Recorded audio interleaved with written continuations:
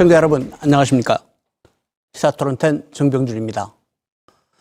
지난 10여 년 동안 광주의 고층 아파트들이 계속 들어서고 있습니다. 시 외곽에 조성됐던 택지들이 다 차서 이제는 도심의 재개발 형식으로 아파트가 계속 들어서고 있는데요. 동서남북구 정말 가리지 않습니다. 그야말로 아파트 왕국이 되어가고 있습니다.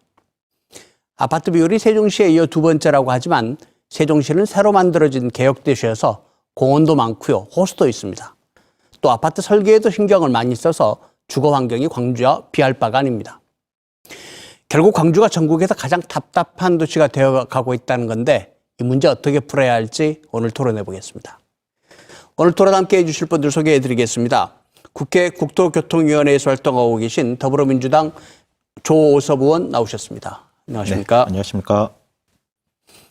광주대학교 도시계획부동산학과 최향집 교수 나오셨습니다. 안녕하십니까? 광주환경운동연합의 최지연 사무처장 나오셨습니다. 안녕하십니까? 네, 안녕하세요. 조 의원님, 네. 광주에 지금 재개발 추진하고 있는 지역이 여러 군데인데 최근에 이제 북동 지역이 가장 논란이 되고 있고 주민들 간의 갈등도 있고 이런 지역인데 여기가 조 의원님 지역구시죠? 네, 맞습니다. 예. 여기를 포함해서 지금 광주 전체적인 재개발 현황 어떻게 되고 있는지 좀 먼저 설명해 주시겠습니까? 네. 올해 2020년 6월 기준으로 광주 지역에서 재개발 사업을 하고 있는 데는 33개소, 재건축은 13개소, 13개소 해가지고 총 46개소에서 재개발과 재건축이 이루어지고 있습니다. 이걸 지역별로 보면은 동구가 14개소인데 동구는 재건축은 없고 재개발 사업으로만 이루어지고 있고요.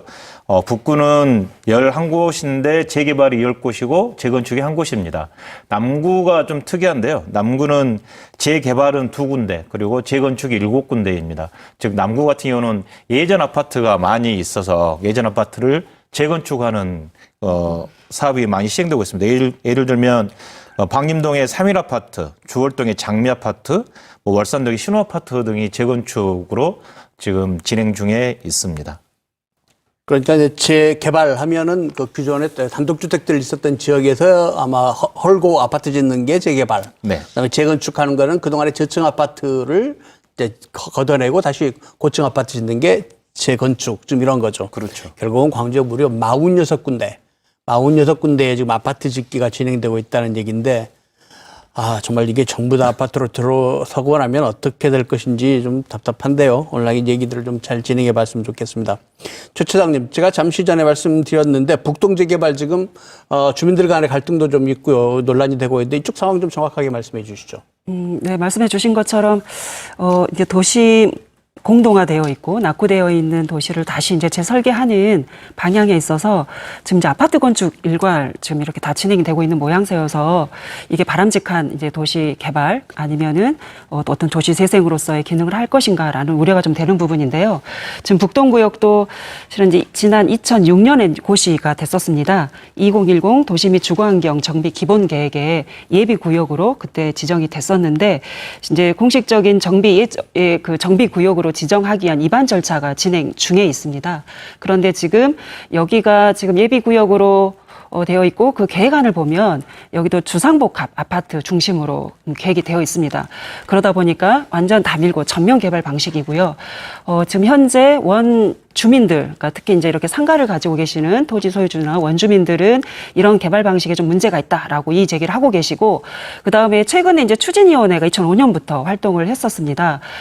이제 그러는 지금 현재 그간에 좀 이렇게 활동이 없으시다가 최근에 이렇게 추진위원회가 다시 활발하게 진행이 되는 과정이 이제 보였었는데, 최근에 이제 이런 매매가 지난 말부터 활발하게 이루어졌고요.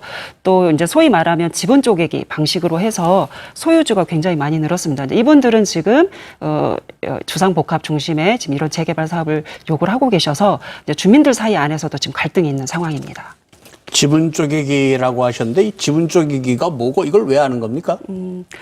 이렇게 이제 재개발 사업이 됐었을 때 60제곱미터 이상을 가지고 있으면 아파트 하나를 분양을 받을 수 있는 분양권이 부여가 됩니다. 그러다 보니까 아마도 이후에 이제 재개발이 됐을 때 이제 분양권을 또 갖기 위한 뭐 이제 이런 목적으로 이렇게 이제 매입을 하는 건데, 하자면 뭐 20평짜리 뭐 이제 그 대지 면적이고 이제 건평은 좀 다를 수 있지만 뭐 이런 것을 소유주가 한 여러 명이라거나 뭐 그러다 보니까 뭐 10제곱미터 미만의 뭐 거래도 활발하게 이루어지고 있는 상황들이 보였고요.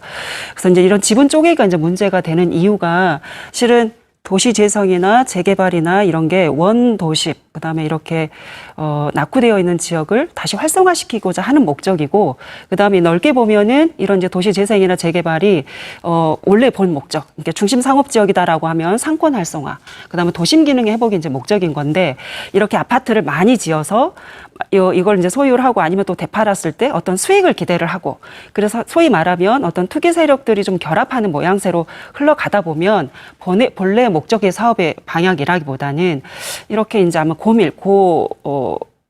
이런 이제 고밀 개발이라거나 좀 이런 이제 적합하지 않은 양상으로 갈 수 있기 때문에 이제 이런 지분 쪼개기가 이제 그런 위주로 좀 갈 수 있는 어떤 그런 좀 부정적인 모양을 좀 보여주고 있어서 문제가 될 수 있습니다. 지분 쪼개기를 하게 되면 두 가지 효과가 있죠.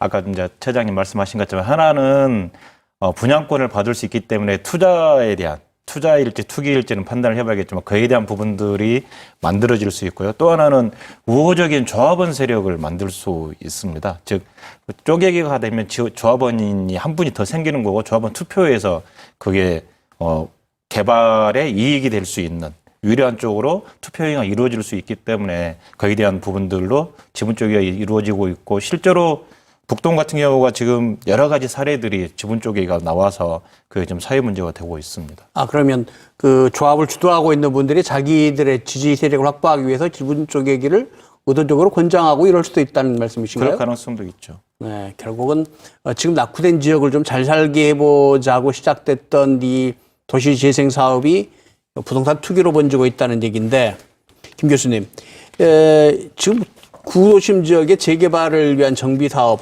사실 몇 가지 방법이 있지 않습니까? 네. 그럼에도 불구하고 이렇게 아파트로만 몰려가는 이유 왜 이런가요? 우리나라는? 사실 뭐 이제 정비 사업, 재건축 재개발을 포함한 정비 사업이 광주에서만 많이 이루어지는 건 아니고요. 2020년 6월 기준으로 보면 서울 같은 경우에가 재건축 재개발을 포함해서 한 600여 개가 진행되고 있고, 우리보다 조금 더 이제 그 도시 규모가 큰 대구시 같은 경우에는 한 225개가 이루어지고 있습니다. 그래서 사실 우리나라 이제 대표적인 정비 사업 수법인데, 문제는 이게 이 아파트가 사실은 그동안에 80년대, 90년대 대량 공급을 하기 위한 이 산업화의 산물이었던 거거든요. 그래서 대량 생산, 대량 공급해서 양적 공급 우선 정책, 그동안에 인구가 쭉 많이 늘어났기 때문에 그런 부분들을 중앙정부에서 쭉 추진해 왔고, 거기에 사실은 건설회사를 중심으로 성장한 재벌들의 이익이 맞아떨어졌던 거죠. 그래서 우리가 80년대, 90년대까지는 우리 흔히 현대표 아파트, 삼성표 아파트 이런 데서 살았는데, 이제 그게 자산 가치가 되고 또 브랜드화 되면서 이제 고급화 전략들이 요즘 취해지면서 점점 더 가격이 높아지니까 지금 처장님 말씀하신 그런 부동산 투기나 자산 투기 같은 것들이 이제 나오게 되고, 더군다나 우리나라는 이 건축법이나 국토계획법이 이 건축 자유주의를 택하고 있습니다. 그러니까 법에 맞는 계획들을 하게 되면 그게 뭐 용적률, 건폐율 정해져 있는 거에 따라서 몇 층이 되든 사실은 이제 허가해 줄 수밖에 없는 이런 방식들로 돼 있고, 그동안에 아까 우리 사회자님 말씀하신 대로 이 아파트가 외곽 지역에서 다 택지 개발이나 신시가지 개발로 이루어졌잖아요. 그래서 논밭을 그냥 싸게 사가지고 다 개발하는 방식이었는데, 이제 그 자원들이 다 소진이 되니까 이제 재건축 재개발, 이제 도심 지역의 노후 지역으로 온 거죠. 근데 말씀드린 대로 이게 중앙 정부에서도 과도하게 용적률을 허용을 하고 있고, 우리 상업 지역 같은 경우는 1,500% 용적률인데 이걸 다 찾아 먹지도 못하는데도 불구하고 굉장히 이제 서울을 중심으로 하다 보니까 많이 허용해 놓은 상태입니다. 지방에도 똑같이 적용이 되고 있고, 근데 재개발 재건축에서 사실 더 문제가 되는 건 재건축이죠. 재개발은 그래도 도로라도 좀 놓고 기반 시설 같이 하는데, 재건축은 그것도 없이 달랑 이 볼륨만 용적만 올리기 때문에 기반 시설도 무임승차하게 되고 해서 도시 이 경관이나 구조에 이제 굉장히 부담을 주는 그런 지금 상황이 되고 있습니다. 결국 우리나라의 주택 정책이 이제 공급 중심으로 그동안에 개발 발전 과정에서 있어 왔다 이 얘기신데, 네. 수도권은 몰라도 이 지방 쪽은 말이죠, 교수님. 이제 조금 상황이 다르게 가야 되는 상황도 되지 않았습니까? 그렇죠. 그동안에 저희가 이제 세계적인 금융위기를 맞으면서 한 4, 5년 동안 공급이 안 됐던 건 사실입니다. 그래서 2012년도, 13년도 초반까지 굉장히 부동산이나 이런 부분들이 공급이 안 돼서 적체돼 있다가 13년도 후반부터 지금 급격하게 늘어나기 시작했죠. 공급이 안 됐기 때문에 이제 반작용으로 지방 대도시에서도 부산, 광주, 대구 이런 데서도 이 주택 가격이 많이 올라갔는데 지금의 공급되는 물량은 사실은 수요보다도 이제 거의 많아지기 시작하는 시점이 돼 가고 있습니다. 광주시에 아시는 대로 150만 인구 거의 찍었다가 지금 한 145만 정도로 상당히 많이 지금 줄어 있는 상태고 또 올해를 기점으로 해서 수도권으로 인구가 이제 절반 이상 가고 있기 때문에 그런 부분들에서 보면 향후에 인구가 안 늘어난다고 하면 지방에 지금 이렇게 많이 지어지고 있는 공동주택은 나중에 상당히 이제 도시에 이제 짐이 될 수 있는 문제가 될 수 있는 가능성이 다분합니다. 네, 그 문제가 이따 다시 한번 좀 차분히 얘기를 해봤으면 좋겠고요. 지금 광주에서 이곳저곳 정말로 이 아파트 짓는 지으면서 문제가 되고 있는 지역들이 있는데 몇 군데만 좀 현장에서 얘기를 좀 더 진행해 보도록 하겠습니다. 최 차장님, 북동 얘기 좀 다시 좀 더 해보시죠. 그동안에 정비 예정 구역으로 지정된 데가 2006년이라고 하셨던가요, 아까? 네, 2006년. 예, 그렇다고 벌써 한 15년 뭐 이렇게 지났는데 그동안에 아무 사업이나 계획이 없었습니까? 그래서 이제 2010년에 그 도시계획위원회에서 그 도시환경 정비구역 지정을 위한 심의가 있었습니다. 그래서 근데 여러 이제 조건들이 까다롭게 좀 붙었고 그래서 심의 유보가 됐고요. 그래 이후에 다시 재상정이 되지 않았습니다. 그래서 현재 지금 여기까지 왔는데 좀 안타까운 것은 물론 이제 아파트의 이제 장점으로서는 이제 주택 보급을 더 원활하게 할 수 있다는. 그래서 이제 부족한 주택을 이렇게 채우면서 어떤 이제 주거에 대한 안정적인 보급 뭐 이런 기능도 했었던 시절이 있었지만 현재 우리 말씀해 주신 것처럼 지금 현재 그 주택 보급률도 굉장히 높고 또 아파트 비중이 굉장히 높습니다. 그런데 지금 여기는 그러니까 중심 상업 지역임에도 불구하고 중심 상업 지역의 이 정비 사업 같은 경우에는 도심 이런 그 회복 그다음에 이런 상권 활성화가 목적인데 상업 지역마저도 주거 단지화 한다는 거죠. 말이 주상복합이지만 실질적으로 거의 대부분이 아파트 그러니까 주거 목적의 아파트가 위주가 되고 있기 때문에 문제가 되고요. 그다음에 여기 북동뿐만이 아니라 건너편에 있는 누문동, 계림동, 임동 모든 지금 이 주변이 다 아파트로 지금 이렇게 개발이 되고 있기 때문에 지금 이런 문제를 또 이런 추이를 본다고 하면 여기에 어떤 그 도심 기능을 회복하고 활성화시키기 위해서는 이런 전면 개발 방식이 아니라 그다음 문재인 정부에서 지금 도시재생 사업을 또 주요 핵심 과제로 추진하고 있기 때문에 50조 예산을 지금 계획을 하고 있는 것으로 알고 있습니다. 이렇게 이제 국정의 어떤 또 이런 그 핵심으로도 하고 있기 때문에 우리 지역에서도 이런 도시재생 사업으로 또 이런 게 주민들의 지금 이제 실은 이제 주민들이 많이 떠나기도 하고 비어 있는 상가들도 물론 있습니다만은 만약에 여기가 어떤 그런 그 또 북동이 과거의 역사성을 또 가지고 있는 예전에 가게 원도심은 모든 지역성, 역사성 가지고 있는 지역이기 때문에 그런 특징과 차별성을 살릴 수 있는 도시재생 사업으로 진행이 될 수 있도록 우리 지자체가 좀 이런 부분을 기울였다면 지금 현재 어떤 수익성이나 투기성이나 이런 것을 바라보고 아파트 사업을 해달라라고 하는 요구들이 그렇게 쉽게 나오지 않았을 거다 이렇게 좀 생각을 합니다. 조 의원님, 사실 이 지역은 말이죠. 일반적으로 재건축, 재개발하는 지역들은 주민들은 찬성을 하는데 이제 도시 공동체를 생각하는 사람들이 좀 반대하고 이런 구도인데 이 지역은 주민들의 일부도 지금 반대를 하고 있거든요. 이런 상황에서 뭔가 다른 대안을 찾을 수 없었을까요? 어떻게 보십니까? 시청자분들께서 이해하기 쉽게 북동 지역을 잘 이해를 못 하실 수도 있어서요. 그것부터 좀 잠깐 말씀드리면 행정도는 현재 중앙동으로 되어 있고 북동 지역이 금남로 5가역에서부터 수창초등학교 그리고 롯데백화점 앞쪽에 북동성당에서부터 그쪽이 어디죠? 수창초등학교 뒤쪽에 있는 지역을 북동 지역이라고 합니다. 거기를 지금 금남로 길 옆에 상업지역까지 포함해서 아파트를 재건축하겠다. 재개발하겠다라고 하는 거고요. 아까 최지현 처장님 말씀하신 것처럼 이게 가장 중요한 것은 주민들의 의견을 어떻게 수렴할 것인가에 대한 그 문제가 가장 중요하다고 보고 그 지역은 상업지역, 이게 전부 상업지역이지만 실제로 상업지역과 건물이 있는 지역과 주민들이 살고 있는 지역들이 구분되어 있거든요. 그렇다면 뭐 의견을 다시 수렴해 봐야 되겠지만 상업지역을 중심으로 한 소규모 정비 사업들이 필요할 것이고 상업지역 같은 경우는 주거지역 같은 경우는 그야말로 주민들의 설계에서 주민들이 함께 의견을 모아서 만들어질 수 있는 뭐 도시재생 뉴딜 사업이라든가 그게 반영되어서 함께 진행될 수 있는 사업들도 충분히 고려해 봐야 된다라고 생각이 듭니다. 다만 그쪽 지역에 지금 추진하는 과정에 찬성 측과 반대 측이 팽팽히 맞서 있어서 이에 대한 의견들이 어떻게 반영이 될지 모아질 수 있을지에 대한 부분들은 상당히 걱정이 되는 부분입니다. 지금 뭐 구역 하나하나의 결론을 오늘 다 낼 수는 없을 것 같고요.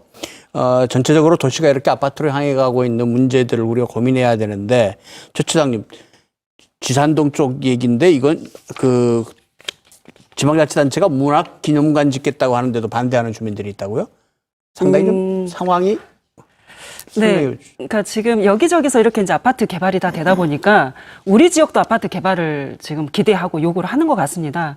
그래서 여기 지금 말씀해 주신 것처럼 문명란 시인, 그 다음에 오지호 화백의 그 생가 같은 경우에는 지방 문화재입니다. 그래서 문화재가 있는 지역 같은 경우에는 특히 이제 이런 문화재와 연관되어서 이렇게 살펴야 되는 것들이 있기 때문에 이렇게 어떤 그 단지를 지금 아파트 주거 단지로 막 개발 계획을 하는 것은 우리가 흔히 아는 지금 뭐 이런 그 밀집 아니면 고밀 이런 거는 어려울 텐데, 근데 여기 이 지역마저도 아파트 개발을 좀 요구하는 것들이 있어서 좀 문제가 되고 있고요. 실은 이제 좀 불가능할 것으로 보입니다. 그리고 지금 어찌 보면은 우리 도시가 도시로서, 그 다음에 어떤 삶의 터로서, 그 다음에 어떤 공간으로서 의미를 가지려면 주거, 상업, 뭐 이런 어떤 도시에 필요한 기능에서의 어떤 도시 계획적인 어떤 관리나 그다음에 이런 그 고려들이 필요할 것이고요. 그 다음에 도시가 유지해왔던 장소성, 역사성, 그리고 이런 생태 환경 모든 것들이 조화롭게 어우러지고 꼭 필수적인 것들은 꼭 지켜 나가야 되는 겁니다. 근데 이제 어찌 보면 이 지역에 이런 지방 문화재가 있고 또 이한열 열사 아니면은 문병란 시인, 또 우리 지역의 의미와 또 상징을 갖고 전국적인 어떤 또 이런 상징성을 갖는 인물이 우리 지역에 있는 곳이라고 한다면 오히려 이런 부분을 더 특화시켜서 우리 지역을 또 활성화시킬 수 있고 또 아니면은 어떤 유지 관리하는 방안들을 또 모색하면 좋을 텐데, 이런 천편일률적인 아파트 개발로만 이런 아이디어들이 모아지고 또 아니면은 이런 걸 하지 않으면 우리 지역은 소외됐다라고 하는 이런 인식을 자연스럽게 갖게 되는 것이 너무도 안타깝고요. 그러지 않도록 하기 위한, 아까도 말씀드렸지만 지자체나 좀 정부 차원에서 좀 이런 부분이 좀 활성화될 수 있도록, 그러니까 원래 그 기본 원칙들이 지켜질 수 있도록 좀 이런 부분을 좀 등한시 안 하셔야 될 것 같다, 이런 생각을 좀 해봅니다. 아파트로 땅이 바뀌는 것도 문제지만 또 아파트를 건축하는 과정에서도 상당히 좀 논란이 있는 것 같은데, 최 처장님, 지금 쌍천동 하남대학교 부지에 뭐 거기는 아파트를 짓도록 거의 결정이 돼 있는 것 같은데, 요것도 이웃 학교하고 학습권 문제가 생겼다고요? 네, 여기가 원래는 이제 학교 부지였기 때문에 도시계획 시설로서의 학교 부지가 지금 아시겠지만 호남대 쌍촌 캠퍼스가 광산구로 이전을 하고 남아있는 곳이었는데요. 이제 이런 도시계획 시설 이적지에 관련해서는 원래는 이제 여기가 2종 일반 주거 지역이었습니다. 지금 그간 과정에서는 실은 그 사전협상 제도를 통해서 공공기여 부분을 먼저 확답을 받고, 그 다음에 이제 어떤 용적률이라거나 층고라거나 이제 큰 얼개에 대한 협상에서 이제 그런 게 지정을 했었고요. 이후에 이제 지금 아파트가 이제 건축 계획이 가시화되고 그러다 보니까 옆에 있는 학교와 지금 이렇게 좀 충돌이 있는 것 같습니다. 지금 학교에서는 아파트 단지와 동과 너무 이렇게 인접해 있기 때문에 이래서 그 교육권의 침해가 크다라고 해서 이격을 좀 해달라라고 요구를 하고 있는데요. 뭐 결과를 말씀을 드리면 이 고등학교 측의 요구를 지금 학교법인 호남대학교 학교법인 측에서는 들어줘야 된다라고 생각을 합니다. 왜냐하면 실은 여기가 원래는 학교 부지로 있다가 지금 아파트로 개발할 수 있었던 과정, 그 다음에 그간에 이제 도시가 개발된 이후에 현재 어떤 수익 변화라고 해야 되나요? 이제 그런 어떤 특혜라기보다는 어떤 그런 이익도 얻었기 때문에, 물론 공공기여에 대한 부분도 있으셨지만 이 주변의 어떤 여건들과 또 고려, 그다음에 배려, 그다음에 이런 당연히 좀 이런 거는 해줘야 되기 때문에 학교 측에서 요구하는 내용들은 좀 수용을 해도 충분히 해야 된다라고 생각을 합니다. 쌍천동 하남대 부지뿐만이 아니고 이미 전남방직 1신방직 부지, 그다음에 앞으로 뭐 이전 계획이 있는 송정리 쪽의 금타, 송동동 쪽의 금호타이어 부지 뭐 전부 다 지금 아파트가 서게 될 그런 상황이지 않나 이런 생각이 드는데 정말 그게 바른 방법일까요? 어떻게 보십니까? 김 교수님 의견을 좀 들어볼까요? 현재 지금 전남 방직 1심 방직 부지는 한 8만 8천 평 정도 됩니다. 한 29만 제곱미터 정도 되고 기존 공장 부지가 이제 9만 2천 평 정도 되고 금호타이어 부지는 그거보다 좀 넓죠. 그래서 한 12만 평 정도 되는데 이게 기본적으로 국공유지가 아니고 민간 이제 사유지 땅이란 말이죠. 그렇기 때문에 이게 공공에서는 강제로 이렇게 개발해라 저렇게 개발해라 할 수는 없고 그렇게 이제 시민들이 원하시는 그 전면 공원화라든가 이런 부분들을 하려면 기본적으로 이제 공공에서 매입하는 것이 이제 방법인데 이게 예산이 이제 굉장히 많이 들어가는 거죠. 그래서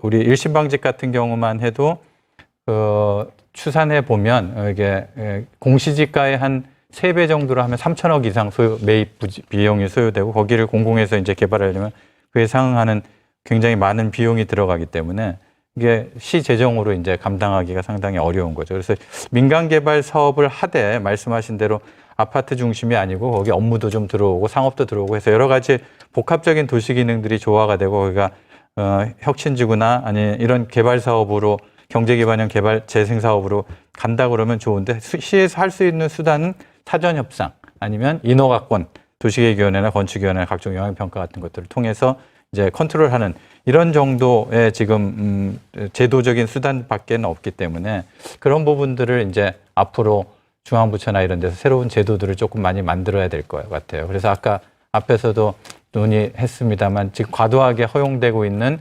용적률이라든가 이런 부분들을 좀 지방도시에서는 좀 낮춰서 그걸 가지고 기본적으로 낮은 데서 시작해서 올려줄 때는 그만한 공공기여라든가 공공보상을 받아야 되는데 지금 그런 수단들이 없기 때문에 그냥 법적으로 허용된 이 건폐율 용적률을 다 찾으면 우리 뭐 일반 주거지역 3종 주거지역에서도 막 30층짜리 나오고 이렇게 되는 문제들이 되는 거죠. 그래서 그런 부분들을 우리 제도적인 개선이 좀 이제 반드시 필요한 시점이 아닌가 싶습니다. 그런데 어차피 그 금호타이어 부지라든가 일심 방직, 또 전원 방직 이런 게 다 지금 공장 부지이지 않습니까? 지목이. 그래서 그게 용도 변경을 해줄 수 있는 지금 권한이 지방자치단체에 있을 텐데 그러면서 뭔가 방법을 찾은 방법들이 있지 않을까요? 그래서 일심 방직과 전담 방직 부지 관련되어서 93년, 5년부터인가 추진을 해오는 과정에 협약을 했고 일심 방직과 전담 방직이 평동공단으로 이사를 가기로 하고 그리고 그 부지에 대해서 어떻게 개발을 할 것인지에 대한 부분들을 협의를 하려고 했다가 97년도 IMF 때문에 그게 지금 중단돼 있다가 이번에 갑자기 부동산 회사에서 그 땅을 매입을 하고 나서서 지금 더욱더 문제가 되어 있는데요. 좀 말씀을 좀 드리면 전남방제 같은 경우 1935년 일제강점기 때 지어졌던 방직 공장이고 그때 일본 제국주의가 수탈하기 위한 곳으로 있었던 곳이고 이후에는 대한민국이 산업화되었는데 근대화되고 산업화되었는데 우리 여공들이라고 표현되는 여성 노동자분들께서 거기에서 청춘을 바쳤던 곳이다. 그래서 거기는 우리 광주 지역에서 역사적인 존재감, 의미가 있는 곳 중에 한 군데이다. 그래서 그것을 어떻게 시민들께 환원할 수 있을까에 대한 고민들을 해야 된다라는 전제 조건이 조금 있는 거고요. 문제는 아까 사회자님 말씀하신 것처럼 광주시에서는 용도 변경에 대한 주도권을 쥐고 있고 그쪽에서는 전방과 일방에서는 그럼 이사 가지 않겠다. 이 땅을 우리 땅인데 그냥 시에서 알아서 해라. 우리는 계속 이 상태로 눌러 있겠다라고 주저앉아 버리면 지역 주민들의 지금 현재 그 낙후되어 있는 지역 주민들의 상황이 그대로 가는 거고 그래서 광주시 측과 전방과 일방 측이 어떻게 협상을 잘 이루고 나갈 거냐. 당초에 95년도에 했던 것처럼 약 40% 정도를 시에 기부 찬업하고 나머지 부지를 뭐 주거 용도로 사용해서 아파트를 짓겠다라든가 그렇게 갈 것인지에 대한 남아 있는데 뭐 지금 현재 상황으로 보면 아파트는 지어줄 수밖에 없다라는 게 현재 상황인 거고요. 단적으로 보면 다만 아파트를 짓기는 짓되 나머지 부지에 대해서 즉 역사성을 가지고 있는 전담방직과 일심방직의 방직 공장에 대한 보전과 그다음에 나머지 부지에 대해서 지역 주민들에게 어떻게 공공성을 활용을 해서 되돌려 줄 것인지에 대한 부분들에 대해서 협상 권한이 남아 있는 거고 아마 그 자리에 최지현 처장님이 지금 계획 TF팀에 속해 있는 걸로 지금 알고 있습니다. 네, 이제 사전 협상, 그러니까 아까 이제 용도 변경이 이루어져야지만이 지금 현재는 일반 공업 지역입니다. 그러니까 일반 공업 지역 같은 경우에는 말 그대로 이제 공업 지역으로서 기능을 하기 위해서 이렇게 이제 지정이 된 곳인데 말씀해 주신 것처럼 이제 도시가 확장이 되고 또 인구가 늘어나면서 예전에는 외곽에 있던 그 공장 부지가 그 안에 있으면서 어떤 이제 계획적인 이제 도시 관리에 있어서는 외곽으로 빠지고 여기가 주거나 상업 지역으로 좀 활용을 됐으면 좋겠다라는 게 이제 90년대 초반에 인식이 있었던 것 같습니다. 그러다 지금 현재 왔는데 지금 말씀해 주신 것처럼 여기도 그 개발 방식이 이제 주상복합 아파트 중심으로 좀 고려가 좀 되고 있어서 물론 다른 여타 상업시설이라거나 또 아니면 역사공원 뭐 이런 것도 같이 이야기가 되고는 있긴 하지만 그래서 아까 이제 조호석 의원님께서 말씀해 주신 이제 이런 그 공공기업 부분이라거나 그 다음에 여기 어떤 장소성과 역사성을 살리기 위해서 또 공공기업 부분에 안에서 어떤 부분은 어떤 그 상징성을 가지고 보존해 나갈 것인가 뭐 이런 걸 포괄적으로 좀 검토하기 위한 공공기업과 어떤 계획적인 부분을 검토하기 위한 전문가 합동 TF가 이제 구성이 되었고요. 그런 이제 사전 협상 제도에 지금 도시계획상의 협상 제도를 활용하기 위한 그 구역 지정에 대한 이제 여부를 판단하기 위한 과정이 현재 있습니다. 김 교수님, 지금 광주가 우리가 방금 얘기했던 대로 재개발해야 될 때 또 재개발해야 될 때대로 또 이전 부지는 이전 부지대로 다 아파트 짓겠다고 난리인데 사실 2018년 기준으로 광주의 주택 보급률이 지금 106.6% 아닙니까? 네. 그러면 이제 또 작년 올해 계속 지어오고 있고 또 민간공원 특례 사업도 있고 아마 지금쯤 연말 가면 거의 110% 넘지 않을까 이런 생각도 들거든요. 네. 계속 아파트 지어야 되는 겁니까? 어떻게 생각하십니까? 최근 한 5년 동안 우리 광주에서 주택 보급이 된 게 평균 한 12,000호, 13,000호 이 정도 규모가 됩니다. 아까 말씀드린 대로 금융위기 이후에 한 3, 4년 동안 공급이 안 됐기 때문에 그 부분들을 이제 보상하는 측면도 있어서 그 부분 정도는 이해가 가는데 지금 앞에서 말씀드린 바대로 이제 인구가 감소하고 있단 말이죠. 근데 최근에 그래서 그 광주의 전남의 이제 연구기관에서 이제 주거 계획을 세우면서 2030년까지 지금 신규 주택 수요를 쭉 추정을 해봤어요. 그랬더니 신규 주택 수요가 이제 일정 부분 이게 1인 가구도 이제 늘어나고 또 하기 때문에 신규 주택 수요가 일정 부분 필요하고 플러스 아까 재건축 재개발하면서 이제 없어지는 또 주거들이 있습니다. 우리가 이제 그걸 멸실 주택이라고 하는데 그런 것들을 이제 또 공급해 줘야 되기 때문에 거기 사시는 분들 향후 한 10년간에 52,000호에서 한 63,000호 정도의 그 주택 공급이 주택 수요가 발생할 것이다라고 지금 예측을 하고 있는데 아까 말씀하신 그 민간공원 특례 사업이라든가 또 지금 재개발 재건축 또 도첨산단에서도 지금 지어지고 있고 첨단 3지구 또 제일 큰 덩어리가 이제 만약에 군공항 이전하게 되면 거기 한 4만 가구 정도가 들었을 걸로 예상이 되죠. 다 합쳐보면 한 12만 5천 호 내지 18만 호 정도가 향후 10년 동안에 공급이 될 걸로 예상하고 있습니다. 그러니까 수요보다 한 2배 내지 2.5배 정도 지금 공급 물량이 있는 거죠. 그래서 당연히 시에서는 이제 이 부분들을 적정하게 물량 공급을 좀 조절해야 되고 안 그러면 대규모 또 미분양이 나오니까 공급을 하더라도 시기를 상당 부분 또 조절을 해야 되고 이 방식도 공급 방식도 이제 공공에서 주도적으로 하는 부분, 민간에서 하는 부분들 적절하게 이제 조화를 시켜야 될 지금 시점에 와 있습니다.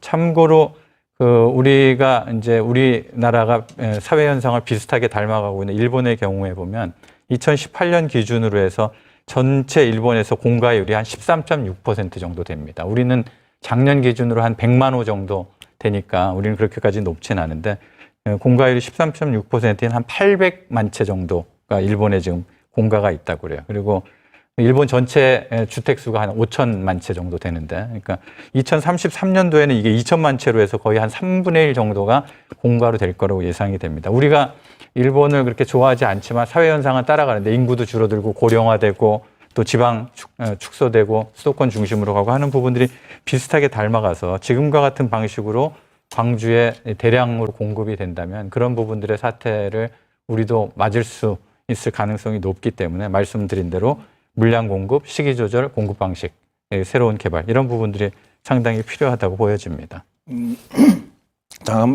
죄송합니다. 한 말씀 좀 보태면 저는 2차 도심 공동화 현상이 좀 우려되는 상황이다라고 저는 보고 있습니다. 당초에 1차 도심 공동화 현상은 광주 기존 도시, 원도심에서 인구가 계속 늘어나다 보니 문흥지구나 일곡지구나 외부 부도심을 계속 만들었거든요. 그거 만들고 나서 지금 그게 30년이 지났습니다. 30년이 지나다 보니 원도심에서 계속 문흥지구, 일곡지구, 그다음에 뭐 첨단지구 그쪽 지구로 전부 이사를 가서 원도심이 공동화가 되었는데 지금 이 지역들이 30년이 되고 나서 이 시점에 뭐 신갓지구가 생기고 운남지구가 생기고 다른 지구가 또 생겼거든요. 거기서 또 빠져나가서 그쪽 이사를 가는 상황이 생긴 거고 우리 또 새로운 아파트가 발생이 되면 문흥지구 같은 경우도 문흥지구 앞에 서희 아파트라든가 예타이 아파트들이 생겼는데 문흥지구 사시던 분들이 그쪽으로 다시 이사를 가는 현상. 그러다 보니 30년 이상 된 지구의 공동화 현상이 지금 다시 또 발생될 수 있겠다라는 게 좀 우려스러워서 이게 그러면 원도심의 공동화와 다시 이도심의 부도심의 공동화가 이루어지고 다시 또 이렇게 계속 도심의 공동화가 악순환이 되어가는 과정이 될 수 있겠다. 그래서 아까 교수님 말씀하신 것처럼 좀 더 계획적이고 좀 더 미래 계획을 정확히 세워서 아파트 건설이라든가 그게 이루어졌으면 좋겠다. 이게 광주 시민 전체가 사는 길이다라고 생각이 좀 듭니다. 교수님 전망하시기에는 지금 수요보다 공급이 2배가량 수년 내에 많을 거다 이렇게 전망하시고 또 조 의원님은 제2차 공동화가 기존 30년 정도 된 아파트 단지에도 나올 수 있다 이런 걱정도 하시고 사실 또 이런 걱정도 있습니다. 지금 짓고 있는 아파트가 뭐 35층에서 40층이라거든요. 이것 또한 30년 뒤에는 재건축해야 된다는 얘기 나올지 모른단 말이죠. 그럼 그때는 몇 층으로 지을 건가요? 100층으로 지을 건가요? 참 답답한 문제인데 어떻게 해야 될까요? 어떤 방법이 있습니까? 이 아파트 중심의 지금 도시개발이나 이 부분들에서 우리 사장님께서 말씀하신 대로 지금 신규 아파트들도 우리 20년 지나면 이제 재건축 얘기가 나오기 때문에 그런 부분들을 이제 장수명 주택화하는 부분들이 일단 굉장히 필요합니다. 그래서 그 건축물 구조나 이런 부분들은 이제 상당히 우리 철근 콘크리트 쓰고 오래 가는데 그 안에 이제 내장이라든가 그 설비들이 문제잖아요. 그래서 지금 리모델링이나 이런 부분들을 이제 활성화시키는 법도 이제 마련돼 있고 사업이나 지원 사업들도 마련이 돼 있어서 그런 부분들을 좀 상당히 활성화 시켜야 될 것 같고요. 그다음에 반대로 지금 말씀하신 대로 이 부도심 지역에 또 공동화되는 부분들을 막기 위해서는 도심 지역의 또 과밀 개발을 또 상당히 억제해야 됩니다. 그래서 다양한 주거 형태도 개발하고 해야 되는데 이게 다른 나라에서도 비슷한 문제들이 있어서 이런 부분들을 어떻게 컨트롤 하느냐면 네덜란드 같은 경우는 도시 개발하는 데 있어서 ABC 정책이라는 게 있습니다. 도심 지역에 아파트를 지을 수 있느냐 없느냐 이런 개발을 하는데 A, B, C 등급으로 나는 거죠. 그 등급의 기준은 교통이라든가 접근성이라든가 인프라들이 잘 갖춰져 있는 데들은 허가를 해주고 그렇지 않은 데들은 이제 억제해서 이런 과밀이나 아파트로만 바뀌어지는 부분들을 상당히 억제하는 거죠. 다행히 광주는 지금 지하철 2호선이 이제 만들어지고 있기 때문에 그런 부분들을 연계해서 이 접근성과 대중교통이 그 승용차 중심이 아닌 대중교통 중심으로 갈 수 있는 인프라들이 이제 마련이 되면 그런 것들과 연계해서 건축 허가라든가 이런 부분들의 인허가를 좀 컨트롤 해주는 것도 한 가지 방법이 되지 않을까 싶습니다. 최 차장님 이거 어떻게 해야 되나요? 뭐 환경운동 오래 하셨으니까 생각이 많으실 것 같은데. 그 앞서 지적해 주신 것처럼 그 이제 이렇게 고층으로 고밀화된 이제 도시가 나중에 뭐 짧게는 30년, 50년 뒤만 됐을 때 이게 어떻게 될 것인가. 그간에 지금 여전히 우리가 도시가 확장이 되고 또 인구가 늘어날 거다라고 하는 그런 어떤 그 판단을 가지고 지금 현재 이런 주택 그 개발 정책이라거나 도시 개발 정책이 여전히 되고 있다라는 좀 생각이 듭니다. 그래서 지금 다들 알고 계시겠지만 인구는 점차 줄게 될 것이고 또 우리가 지금 새롭게 지금 직면하고 있는 코로나 위기, 그다음에 이런 이제 감염병이 코로나는 빨리 잡히기를 바라지만 또 제2의 코로나가 또 올 수도 있고 그래서 이런 감염병에 또 대처해야 되는 어떤 도시 계획 또 이제 기후변화 문제로 인해서 또 이런 기후변화에 대응하는 뭐 이제 이런 종합적인 어떤 지금 우리가 당면하고 있는 여러 문제와 함께 그다음에 지금 좀 이런 대책과 대안들이 좀 필요할 것 같고요. 근데 여전히 성장 일변도의 개발 정책과 또 이런 것에서 크게 벗어나고 있지 못해서 김항지 교수님께서 말씀해 주신 것처럼 다양한 주거 형태, 또 자칫하다가는 또 이런 그 고층 아파트의 재개발이나 사업성이 없다 보니까 다시 외곽으로 확장할까 좀 걱정이 되는 부분도 없지 않아 있습니다. 그래서 지금 장기적으로 50년, 100년 뒤를 보고 이런 그 도시의 어떤 개발 정책이나 아니면은 계획에 있어서의 좀 이런 것으로 부합이 되게 해야 되는데 지금 현재 지금 당장 도시환경 정비 사업이라거나 또 기본계획 수립 절차가 들어가 있거든요. 그래서 이제 이런 부분들이 좀 현재 이런 시국들을 좀 반영을 하고 빨리 이런 그 대책들을 마련해야 될 거라고 생각을 합니다. 조 의원님, 지금 현장은 상당히 걱정거리가 많거든요. 그런데 정부나 지방자치단체가 이런 부분은 별로 신경을 안 쓰고 있는 게 아닌가 이런 생각도 좀 듭니다. 어떻게 생각하십니까? 부끄러운 말씀이지만 현재 제가 국토교통위 소속인데 국토교통위에서 지금 거론되고 있는 중심적 이슈는 수도권의 부동산 가격 문제가 거기에 지금 아주 매몰되어서 어떻게 하면 수도권에 있는 부동산 가격을 잡을 수 있을 것인지에 대한 정책만 위주로 되어 있고요. 아까 교수님이나 처장님이 말씀하셨던 것처럼 지역에 있어서 용적률을 개선하는 문제라든가 지역의 주택 문제를 어떻게 할 것인지에 대한 전반적인 그림들은 지금 그리고 있을 만한 지금 여력이 없을 정도로 거기에 지금 매몰되어 있는 게 현재 사실입니다. 지난주인가요? 조 의원님께서 그래서 이 지역 중심의 어떤 도시 정책을 세워야 한다라는 얘기를 국회에서 하신 걸로 들었는데 어떤 방향으로 어떻게 가야 한다고 생각하십니까? 지역 중심의 주택 정책은 일단은 실태 조사를 우선 좀 해야 되지 않을까 싶습니다. 전혀 정부가 자료가 없으니까. 그렇죠. 네. 이를테면 광주가 주택 보급률이 106%가 넘었다고 이야기를 하는데 그럼에도 불구하고 주택 가격은 계속 오르고 있거든요. 그러면 왜 오르고 있는지 현재 주택이 어떻게 분포되어 있고 어떤 실태에 놓여 있는지에 대한 분석들을 먼저 해야 된다라고 생각을 하고요. 그 분석들을 통해서 정확한 진단과 대책을 만드는 부분들이 필요하다라는 생각이고 지금 현재 우리 정부에서는 지금 추진하려고 하는 정책 중에 하나가 장기 공공 임대주택 정책을 펴려고 합니다. 즉, 내 집을 사는 곳이 사는 것이 아니라 사는 곳으로 만들기 위해서 장기 임대주택으로 거기에 들어가서 임대로 집 걱정 없이 사실 수 있도록 하는 정책들을 펴려고 하는데 거기에 대한 부분들도 광주에서도 한번 검토해 볼 만하지 않을까 싶습니다. 그런 것들을 그러면 누가 공급을 해야 되는 건가요? 지방자치단체가 해야 됩니까? 아니면 국가가 해야 됩니까? 지금 NH에서 주도 쪽으로 하고 있고요. 광주 같은 경우는 도시공사가 지금 있습니다. 그래서 광주시나 중앙정부에서 출자한 공단 쪽에서 지금 사업을 추진할 수 있지 않을까 싶은데요. 네. 사실 문재인 정부 들어서 조금 다른 방향으로 도시재생 뉴딜 사업이라는 걸 했고 지금 진행되고 있는 곳 광주에도 몇 곳 있거든요. 예. 이런 사업들은 지금 성과가 나고 있는 건가요? 어떻게 보십니까? 도시재생 뉴딜 사업을 지금 2018년도부터죠. 5년간에 50조, 즉 1년에 10조씩 도시재생 뉴딜 사업을 하겠다라고 하고 있는 거. 광주 같은 경우는 15군데에서 지금 도시재생 뉴딜 사업을 실시를 하고 있습니다. 자치구별로 각 3곳 정도씩 하고 있고, 사업 유형별로 보면 광주역 같은 경우는 경제 기반형 되어 있고, 그 다음에 중심 시가지형이라든가 주거지 지원형이라든가 여러 형태로 되어 있는데, 근데 실제로 그 평가를 한 적이 있어요. 2019년도에 도시재생 사업에 대한 평가 결과가 나왔는데요. 그 평가에 보면 광주는 양호한 곳이 한 곳도 없고요.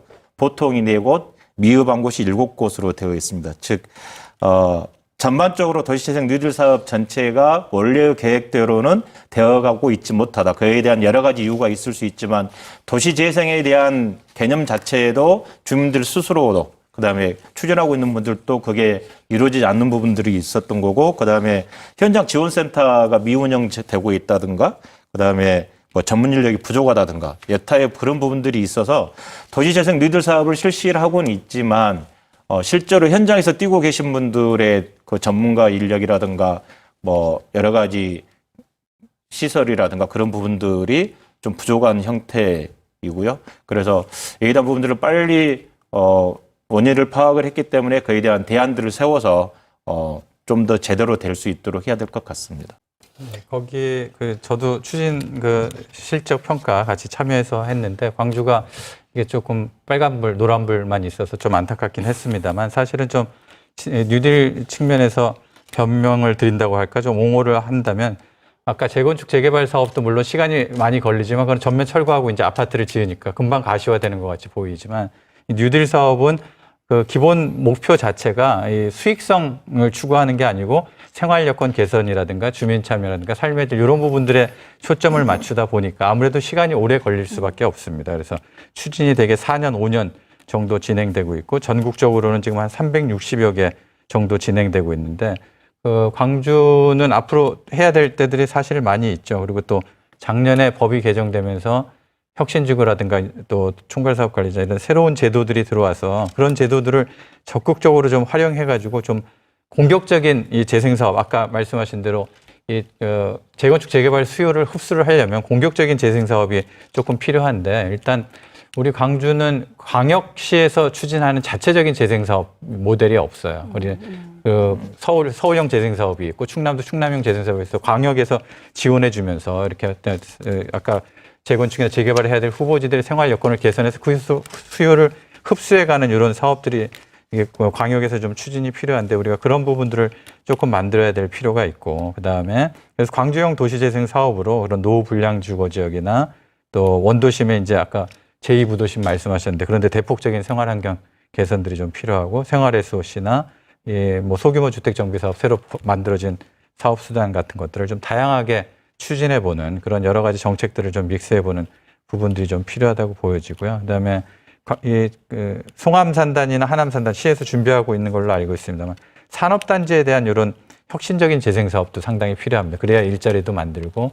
도시경쟁력도 좀 강화하고 도시명 산업을 발굴해야 이게 아까 말씀드린 인구가 줄어든 거에 상당한 영향이 우리 삼성의 백색가전 줄어든 부분들이 상당히 영향을 미쳤다고 보거든요. 그래서 그런 산업 기능들을 재생사업들을 통해서 다시 육성해주는 이런 부분들의 재생사업이 상당히 필요하지 않을까 싶습니다. 교수님 혹시 이런 측면은 없나요? 지금 도시재생 뉴딜 사업이 광주가 평가가 상대적으로 안 좋다고 하니까 광주시의 도시 정책 행정이라든가 아니면 광주의 어떤 도시 관련된 학계 전문가들이 아직도 그 개발 위주의 방향으로 많이 쏠려 있거나 이러지는 않습니까? 아까 말씀드린 대로 이제 재생이냐 재개발 재건축이냐를 추진한다 그러면 사실은 이 광주 전남 지역에서도 많은 지역 주민들이 재생보다는 재건축을 많이 선호하세요. 왜냐하면 말씀드린 대로 수익성이 굉장히 높게 나타나고 주거가 확보되기 때문에. 근데 도시 전체적인 차원에서는 그 단지 하나 차원에서는 그렇지만 도시 전체적인 차원에서는 말씀드린 대로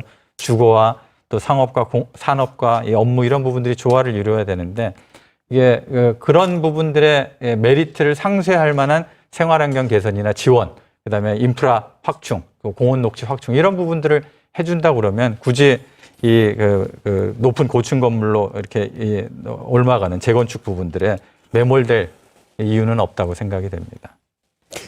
조 의원님 이런 생각도 한번 해봤습니다. 광주가 이렇게 아파트 건축으로 몰려가는 이유는 이쪽에 투자하면 돈을 많이 벌기 때문에 아무래도 투자를 할 거 아닙니까? 그렇다면 다른 돈벌이들이 좀 있으면 덜 할 수도 있을 텐데 오늘 나온 보도들 보니까 문재인 정부가 국가 균형 발전을 좀 소홀히 했다 이런 보도들이 있어요. 국회의원 되시기 전에 균형발전위원회에도 일하셨으니까 네. 어떻게 보십니까? 어떻게 해야 좋은 방향이 있을까요? 국가균형발전은 잘 아시는 것처럼 노무현 대통령 때 처음으로 시작을 했습니다. 수도권에 밀집된, 수도권에 존재하고 있는 공공기관을 각 지역으로 내려서 혁신도시를 만들어서 지역의 균형발전을 꾀하자라고 했던 부분으로 출발해서 혁신도시 시즌1이라고 그걸 했고요. 문재인 정부 들어와서는 이제 실제로 혁신도시 시즌2를 지금 하고 있습니다. 그런데 혁신도시 시즌1 이후에 이명박 정부와 박근혜 정부가 있는데 그 10년 동안 혁신도시를 계속 지속적으로 정주 여건을 개선한다든가 기업을 이전을 시키는 정책을 편다든가 아니면 그 밖에 수도권에 또 있는 공공기관을 추가로 이전시킨다든가 여러 가지 정책들을 계속 이어져서 했어야 되는데 이명박 정부와 박근혜 정부 때는 그 정책들이 멈췄습니다. 거의 멈추다시피 했고 다시 문재인 정부 들어와서 다시 균형발전위원회로 명칭도 다시 되찾고 균형발전 정책을 다시 펴고 있습니다.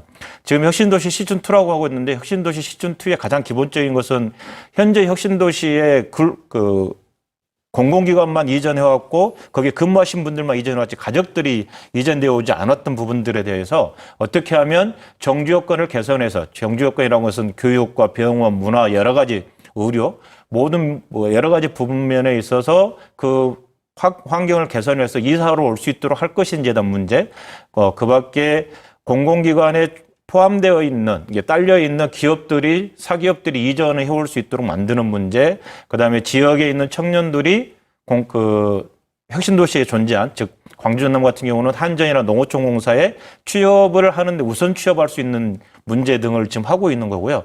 이제야, 공공기관 혁신도시, 공공기관을 추가 이전하는, 문제에 대해서 지금 국회에서부터 출발해서 그에 대한 논의가 지금 활발하게 이루어지고 있습니다. 다만, 수도권에 있는 공공기관이 지금 100여 개에서 약 300여 개 정도를 추가로 이전해야 된다고 하는데, 거기에 대한, 찬반 의견들이 너무 팽팽해서 이걸 어떻게 사회적 합의를 이루어서, 추가로 지역으로 이전을 시킬 것인가에 대한 문제가 있습니다.